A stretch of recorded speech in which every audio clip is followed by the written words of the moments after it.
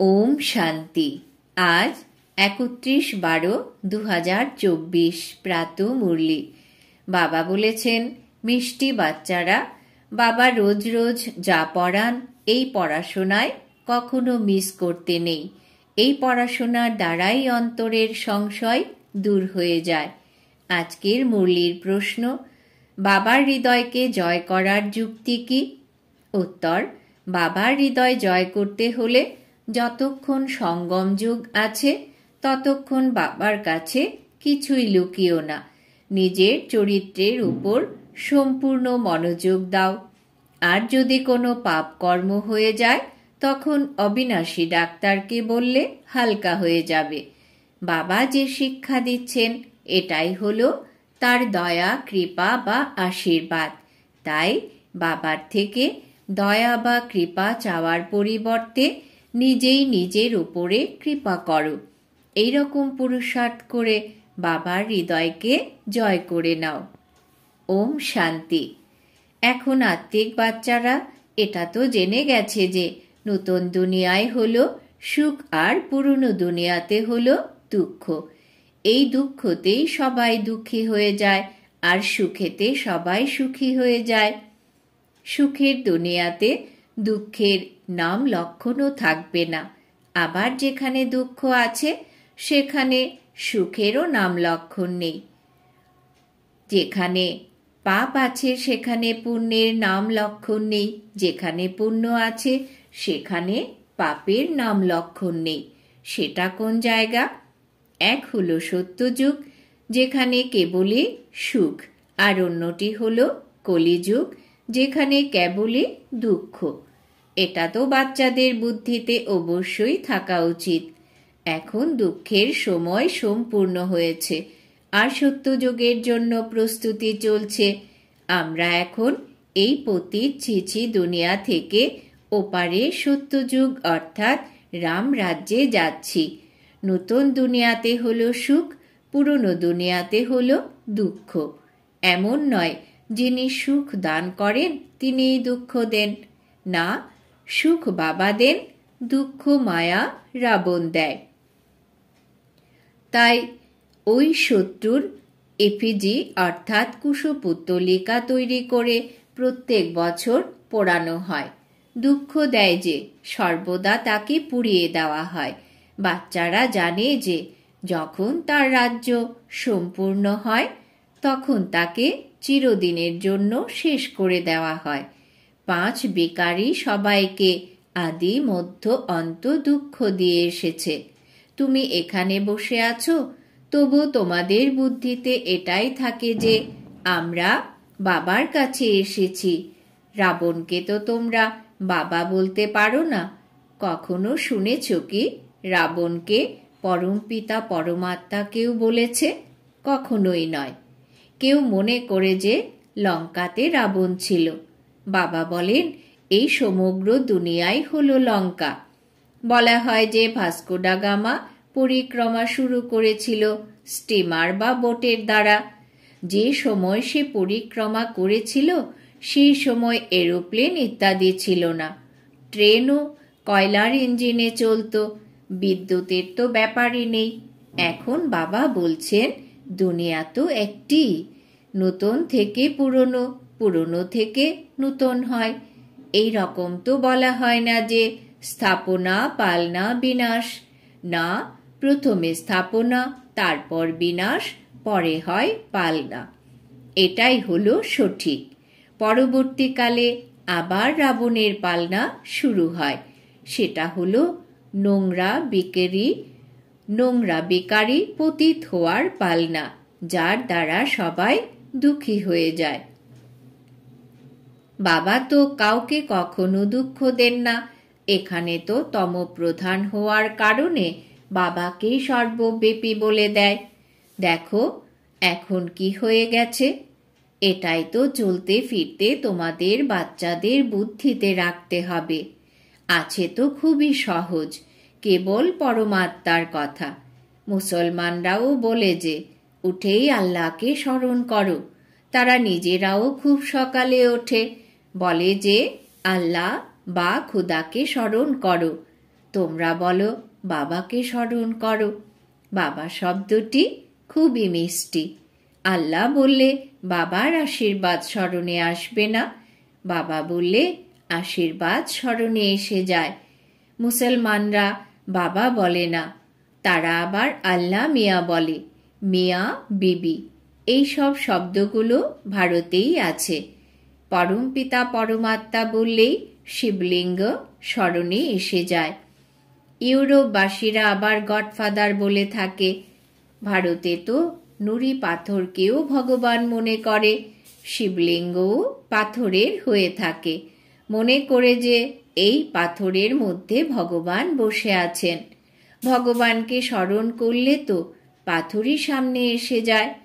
পাথরকে ভগবান মনে করে পূজা করে। পাথর কোথা থেকে আসে? পাহাড়ের গা বেয়ে ঝর্ণার জল গড়াতে পাথরের ওপরে পড়তে পড়তে গোল মসৃণ আকার ধারণ করে। তখন সেটা একটা প্রাকৃতিক আকার ধারণ করে। দেবী দেবতাদের মূর্তি এই রকম হয় না। পাথর কেটে কেটে কান, মুখ, নাক, চোখ ইত্যাদি কত সুন্দর মূর্তি তৈরি করে। এর পেছনে অনেক ব্যয় করে। শিব বাবার মূর্তি তৈরি করতে কোনো ব্যয় ইত্যাদির ব্যাপার নেই। এখন তোমরা বাচ্চারা বুঝে গেছো যে আমরাই সেই দেবী দেবতা চৈতন্য স্বরূপ নিজে তৈরি হচ্ছি। যখন তোমরা চৈতন্য থাকবে তখন তোমাদের পূজা ইত্যাদি হবে না। যখন পাথর বুদ্ধি হয়ে যাও তখনই পাথরের পূজা করা হয়। চৈতন্য আছো তো পূজ্য আছো, পরে আবার পূজারী হয়ে যাও। সত্যযুগে তো না কোনো পূজারী থাকে আর না কোনো পাথরের মূর্তি হয়, দরকারই নেই। যিনি চৈতন্য ছিলেন তার চিহ্ন স্বরূপ মন্দিরে পাথরকে রাখা হয়। এখন এই দেবী দেবতাদের কাহিনী তোমরা বুঝতে পেরে গেছো যে এই দেবী দেবতাদের জীবন কেমন ছিল, সেটাই আবার রিপিট হয়। পূর্বে এই জ্ঞান চক্ষু ছিল না, যেরকম পাথর বুদ্ধি ছিলে। এখন বাবার দ্বারা যে জ্ঞান প্রাপ্ত হয়, জ্ঞান একই আছে, কিন্তু ধারণ করে নম্বরের ক্রমানুসারে। তোমাদের রুদ্রমালাও এই ধারণার অনুসারে তৈরি হয়। এক হলো রুদ্রমালা, আর একটি হলো রুণ্ডমালা। এক হলো ভাইদের আর দ্বিতীয়টি হলো ভাই এবং বোনেদের। এটা তো বুদ্ধিতে আছে যে আমরা আত্মারা হলাম খুব ছোট ছোট বিন্দুর মতো। গীতও আছে, ভ্রুকুটির মাঝে ঝলমল করে এক আশ্চর্য তারা। এখন তোমরা বুঝে গেছো যে আমি আত্মা হলাম চৈতন্য স্বরূপ, একটি ছোট্ট তারার মতো। পুনরায় যখন গর্ভের মধ্যে প্রবেশ করো তখন প্রথমে কত ছোট আকার হয়, পরে কতই না বড় হয়ে যায়।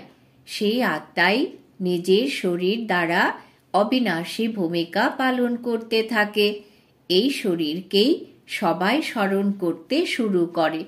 এই শরীরই ভালো বা মন্দ হওয়ার কারণে সবাইকে আকৃষ্ট করে। সত্যযুগে এই রকম বলবে না যে আত্ম অভিমানী হও, নিজেকে আত্মা মনে করো। এই জ্ঞান তোমাদের এখনই প্রাপ্ত হয়, কেননা তোমরা জেনে গেছো যে এখন আত্মা পতিত হয়ে গেছে। পতিত হওয়ার কারণে যে কর্ম করে সে সব কর্ম ভুল হয়ে যায়। বাবা এসে সঠিক কর্ম করতে শেখান, মায়া ভুল কর্ম করায়। সব থেকে ভুল কাজ হলো বাবাকে সর্বব্যাপী বলা। আত্মা যে অভিনয় করে সেটা অবিনাশী হয়, তাকে পোড়ানো যায় না। তাকে তো পূজা করা হয়, শরীরকে পোড়ানো হয়। আত্মা যখন শরীর ত্যাগ করে তখন শরীরকে পুড়িয়ে দেয়। আত্মা অন্য এক শরীরে প্রবেশ করে। আত্মা ছাড়া শরীর 2-4 দিনও রাখা যায় না। অনেকে তো আবার শরীরের মধ্যে ঔষধ লাগিয়ে রেখে দেয়, কিন্তু তাতে লাভ কি? খ্রিস্টানদের একজন সেন্ট জেভিয়ার আছেন, বলে যে তার শরীর এখনো রাখা আছে, তারও এক মন্দির বানানো হয়েছে, কাউকে দেখানো হয় না, কেবলমাত্র তার পা দেখানো হয়। বলে যে কেউ যদি ওই পাকে স্পর্শ করতে পারে তাহলে তার কোনো অসুখ বিসুখ হয় না। পা স্পর্শ করলে মানুষ সুস্থ হয়ে যায়। তারা মনে করে যে সে সবই তারই কৃপা। বাবা বলেন যে বিশ্বাসের মূল্য পাওয়া যায়, নিশ্চয় বুদ্ধি হলে কিছু লাভ হয়। বাকিরাও এইরকম হলে তো সবাই সেখানে যাবে, মেলা লেগে যাবে। স্বয়ং পরমাত্মা বাবাও এখানে আসেন, তবুও এত বেশি লোক হয় না। বেশি হলে জায়গাও দেওয়া যাবে না। যখন সংখ্যা অত্যধিক হওয়ার সময় আসে তখনই বিনাশ হয়ে যায়। এই নাটকই তৈরি হয়ে আছে, এর আদি বা অন্ত নেই। তবে হ্যাঁ, কল্পবৃক্ষের জরাজীর্ণ অবস্থা হয়ে যায়, অর্থাৎ তমোপ্রধান হয়ে যায়। তখন এই বৃক্ষ পরিবর্তিত হয়ে যায়। এই অসীম জগতের বৃক্ষ হল অনেক বড়। প্রথমে তিনিই আসবেন যাকে প্রথম নম্বরে যেতে হবে। নম্বরের ক্রমানুসারে আসবে, তাই না? সব সূর্যবংশীরা তো একসঙ্গে আসবে না, চন্দ্রবংশীরাও সবাই একসঙ্গে আসবে না। নম্বরের ক্রমেই নাম্বার অনুসারে আসবে, নম্বরের ক্রমের মালা অনুসারে আসবে। পাঠধারীরা একসঙ্গে কি করে আসবে? খেলাটাই খারাপ হয়ে যাবে। এই খেলাটি একদম নিখুঁত বানানো হয়েছে, এর মধ্যে কোনো পরিবর্তন হয় না। মিষ্টি মিষ্টি বাচ্চারা যখন এখানে বসো তখন বুদ্ধিতে এটাই স্মরণে থাকা চাই। অন্যান্য সৎসঙ্গে তো অন্য অন্য কথাগুলো বুদ্ধিতে আসে, এখানে তো হলো একটাই পড়া যার দ্বারা তোমাদের উপার্জন হয়। ওই সব শাস্ত্রাদি পড়ে তো কিছু উপার্জন হয় না। তবে হ্যাঁ, কিছু কিছু কথা তো ভালো অবশ্যই আছে। শাস্ত্র গ্রন্থ পড়তে বসলে এটা নয় যে সবাই নির্বিকারী হয়ে যাবে। বাবা বলেন যে এই দুনিয়াতে সবাই ভ্রষ্টাচারের দ্বারাই জন্মগ্রহণ করে। বাচ্চারা, তোমাদেরকে যদি কেউ জিজ্ঞাসা করে যে সেখানেই জন্ম কিভাবে হবে, তবে বলো সেখানে তো 5 বিকারই থাকবে না, যোগ বলের দ্বারা বাচ্চা জন্মগ্রহণ করবে। প্রথমেই সাক্ষাৎকার হয়ে যায় যে বাচ্চা আসছে, সেখানে বিকারের কোনো প্রশ্নই নেই। এখানে তো বাচ্চাদেরকেও মায়া পতিত করে দেয়। কেউ কেউ তো আবার বাবাকে এসে শোনায়, না শোনালে 100 গুণ শাস্তি পেতে হবে। বাবা তো সকল বাচ্চাদেরকেই বলেন যে কোনো পাপ কর্ম হয়ে গেলে তৎক্ষণাৎ বাবাকে বলতে হবে। বাবা হলেন অবিনাশী বৈদ্য, ডাক্তারকে শোনালে তোমরা হালকা হয়ে যাবে। যতক্ষণ সঙ্গম যুগ আছে ততক্ষণ বাবার কাছে কিচ্ছু লুকিয়ে রেখো না। কোনো কিছু লুকিয়ে রাখলে বাবার হৃদয়কে জয় করতে পারবে না। সমস্ত কিছুই পুরুষার্থের উপর নির্ভর করে। স্কুলে আসবেই না তো চরিত্র কিভাবে শুধরাবে? এই সময় সকলেরই চরিত্র খারাপ হয়ে গেছে। বেকারই হলো প্রথম নম্বরের খারাপ চরিত্র। এই জন্য বাবা বলেন যে বাচ্চারা, কাম বিকার হলো তোমাদের মহাশত্রু।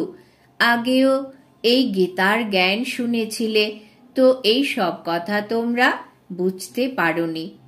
এখন বাবা প্রত্যক্ষ রূপে গীতা শোনাচ্ছেন। এখন বাবা বাচ্চারা তোমাদেরকে দিব্য বুদ্ধি প্রদান করছেন। তাই ভক্তির নাম শুনতেই তোমাদের হাসি পায় যে তোমরা তখন কি কি করতে। এখন তো বাবা শিক্ষা দিচ্ছেন, এতে দয়া কৃপা বা আশীর্বাদের কোনো ব্যাপারই নেই। নিজের উপরই দয়া কৃপা বা আশীর্বাদ করতে হবে। বাবা তো প্রত্যেক বাচ্চাকে পুরুষার্থ করান। কেউ কেউ তো আবার পুরুষার্থ করে বাবার হৃদয়কে জয় করে নেয়। কেউ কেউ আবার পুরুষার্থ করতে করতে মারাও যায়, অর্থাৎ ছেড়ে চলে যায়। বাবা তো প্রত্যেক বাচ্চাকে একই রকম ভাবে পড়ান, তবুও কোনো কোনো সময় এমন কিছু গুপ্ত কথা বেরিয়ে আসে, যেসব পুরনো সংশয় ছিল সেগুলি পুনরায় জাগ্রত হয়। এই জন্য বাবার পড়াশোনায় কখনো অনুপস্থিত থাকবে না। মুখ্য হলো বাবাকে স্মরণ করা, দিব্য গুণগুলোকে ধারণ করতে হবে। কেউ কিছু ছি ছি কথা বলে দেয় তো শুনেও শুনবে না। Hear no evil. উঁচু পদ প্রাপ্ত করতে হলে মান অপমান দুঃখ সুখ হার জিত সব সহ্য অবশ্যই করতে হবে। বাবা কত যুক্তি বলে দেন, তবুও বাচ্চারা বাবার কথাগুলোকে শোনেও শোনে না। তবে তারা কি পদ প্রাপ্ত করবে? বাবা বলেন যে যতক্ষণ পর্যন্ত তোমরা অশরীরী না হতে পারছো, তত পর্যন্ত মায়ার কিছু না কিছু চোট লাগতেই থাকবে। বাবার কথা না মানলে তো বাবাকে অসম্মান করা হয়।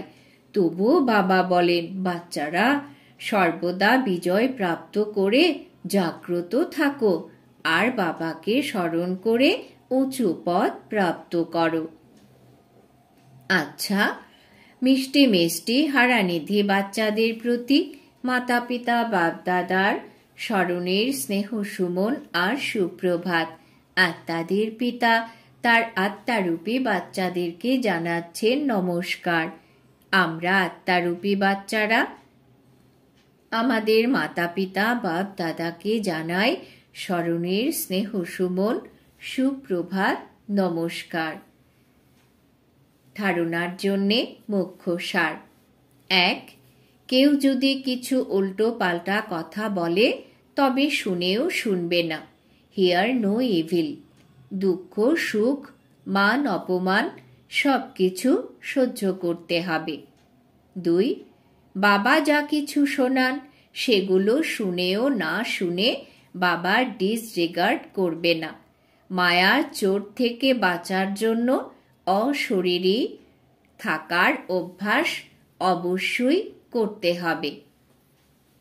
বরদান। বাবা আজ বরদান দিয়েছেন, বাবা সম দয়াবান হয়ে সবাইকে ক্ষমা করে স্নেহ প্রদানকারী মাস্টার দাতা ভব।